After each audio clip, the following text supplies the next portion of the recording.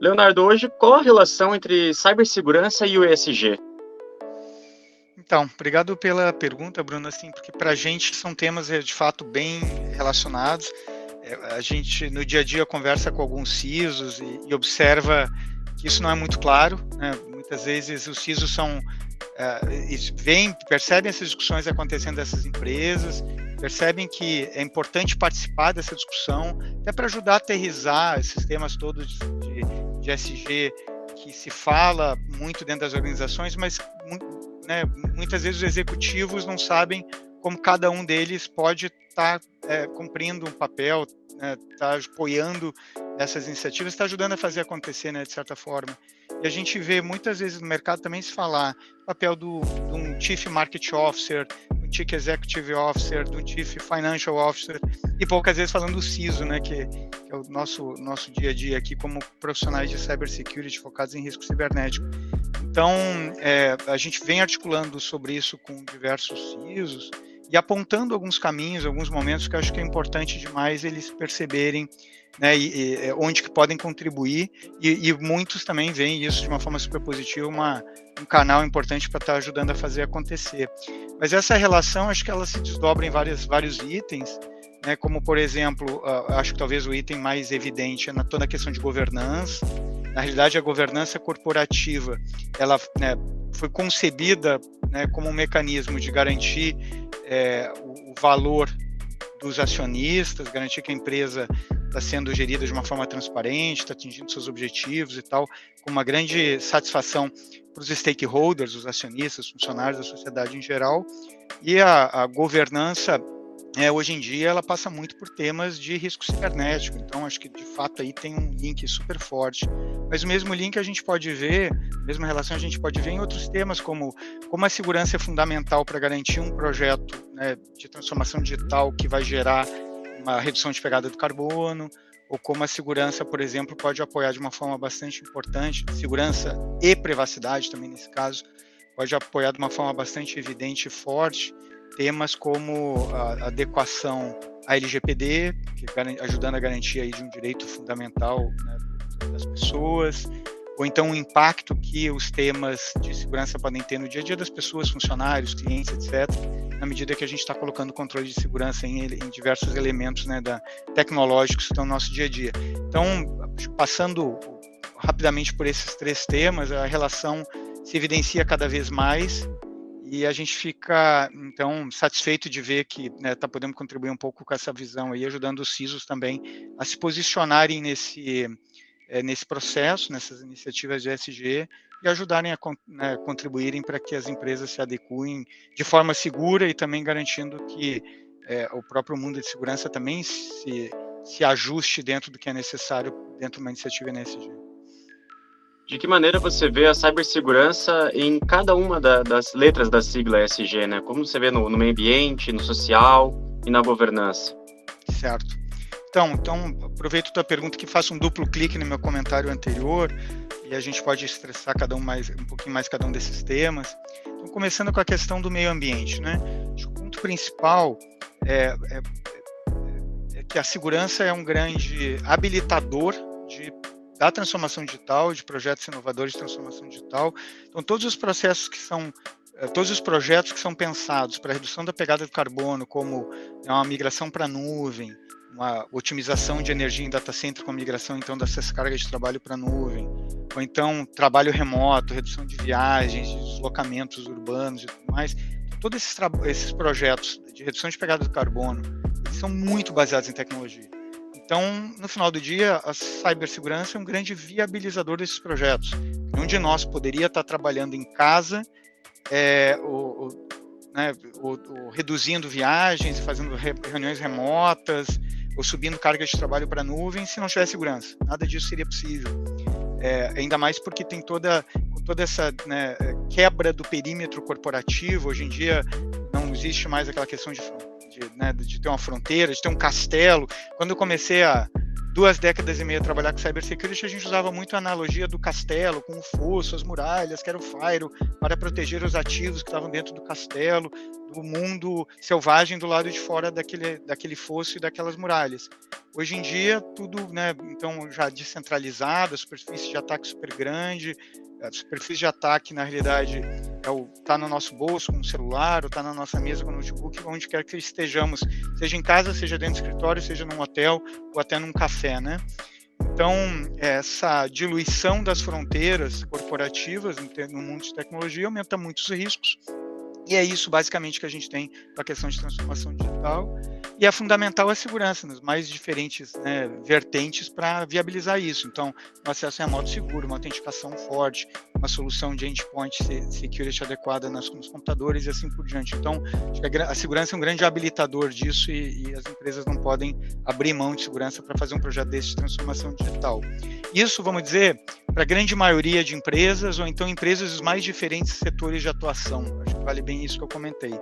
Tem um caso em particular que a gente vem encontrando no setor de utilities, né, de energia elétrica, que de energia de uma forma até mais ampla do que energia elétrica, mas é a questão da segurança também ser um grande habilitador dos projetos de energia limpa. Então, o que eu quero dizer com isso?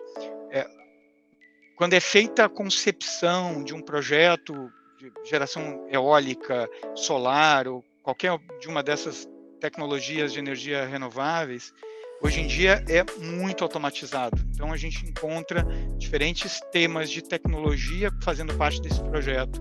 E a segurança, security by design e privacy by design, então a segurança embutida no projeto desde o início é fundamental também para viabilizar que essa infraestrutura que está sendo colocada para a geração de energia limpa, ela seja colocada de uma forma resiliente. Senão, amanhã ou depois, um ataque cibernético pode justamente impactar na disponibilidade dessa operação e a gente fica sem a geração de energia e sofrer algum dano algum tema de falta de resiliência, uma interrupção no fornecimento de energia e estarmos vulneráveis a problemas maiores, né?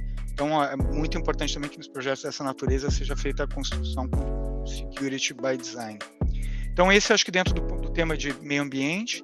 A parte de social, né? A gente basicamente vê 2 vertentes. Uma é toda a questão da proteção dos direitos, né, de privacidade, como que a empresa está assegurando a adequação a uma lei como a LGPD, por exemplo, nossa Lei Geral de Proteção de Dados, mas mais do que simplesmente dar um check, estar conforme com a lei, também está garantindo que se atenda à expectativa dos clientes, dos consumidores, dos cidadãos, de que seus direitos fundamentais de privacidade estão sendo atendidos. Então, acho que a empresa precisa ser e mostrar que é data responsável nesse sentido. E eu acho que é uma forma importante, então, de dar de estar cumprindo, estar alinhado com o tema de social.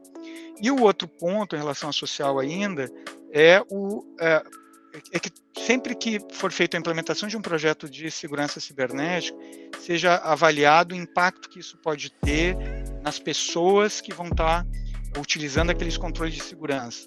A gente não pode olhar só a questão do risco, a gente também tem que olhar a questão do impacto, né? Principalmente se for algo já numa fronteira entre a segurança cibernética e a segurança física, algum controle de acesso, né? Alguma questão nesse sentido que pode gerar um constrangimento, ou em última instância até ferir um ser humano, ou causar algum dano nesse sentido. Então, ou violar algum direito, né? Então, acho que são temas importantes também para a gente considerar enquanto profissionais de segurança na implementação de um projeto dentro da visão do S, né? E a visão do G, a gente comentou um pouco mais na primeira sessão aqui, a visão do G acho que é muito focada em como que a segurança pode apoiar os temas de governança, que são fundamentais hoje em dia para as empresas, considerando esse cenário todo de dependência que as empresas têm cada vez maior de recursos ativos tecnológicos. Então, voltando até para o meu comentário anterior, se a governança foi feita para proteger os stakeholders, né, e garantir que a empresa, de uma forma transparente, atinja a sua missão institucional, sua missão institucional cada vez mais está dependendo de ativos digitais ou ativos intangíveis. Cada vez mais a gente vê as grandes empresas de mercado, a maior parte do valor delas é intangível, e isso precisa de uma proteção, né? E essa proteção é dada pelo mundo, né, de segurança cibernética. Então, acho que esse ponto ele entra de uma forma muito grande para apoiar a questão da governança. E aí também, acho que historicamente a gente vê muito no mundo de cybersecurity, a questão de governança, risco e conformidade, né, o GRC, todos os controles envolvidos, auditorias que são importantes para também assegurar de que os controles da empresa são eficazes e estão ajudando a cumprir esses objetivos maiores de governança, né? Mas eu acho que, em resumo, talvez aqui a gente, né, tenha visto o E, o S e o G, acho que é a forma como a gente vê mensagens de articulação de segurança e dos CISOs, né, dentro dessas discussões.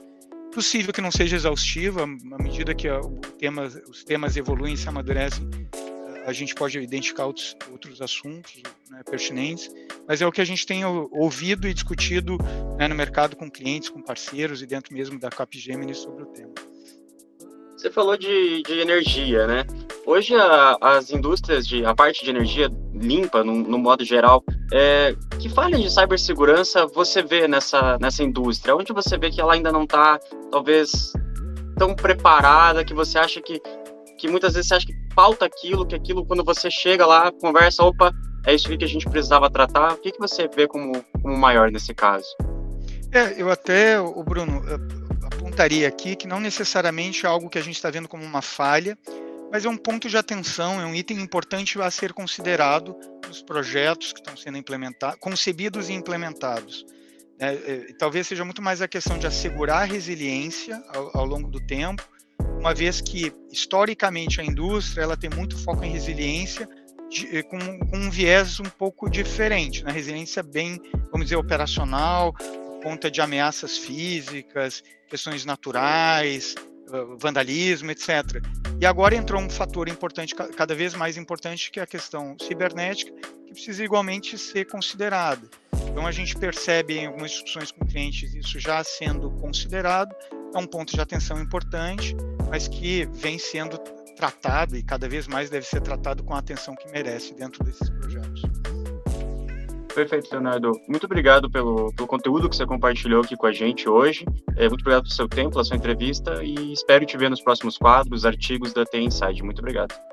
Ok, não, agradeço, é sempre uma grande satisfação falar sobre esse tema que é minha paixão há tanto tempo e conta comigo.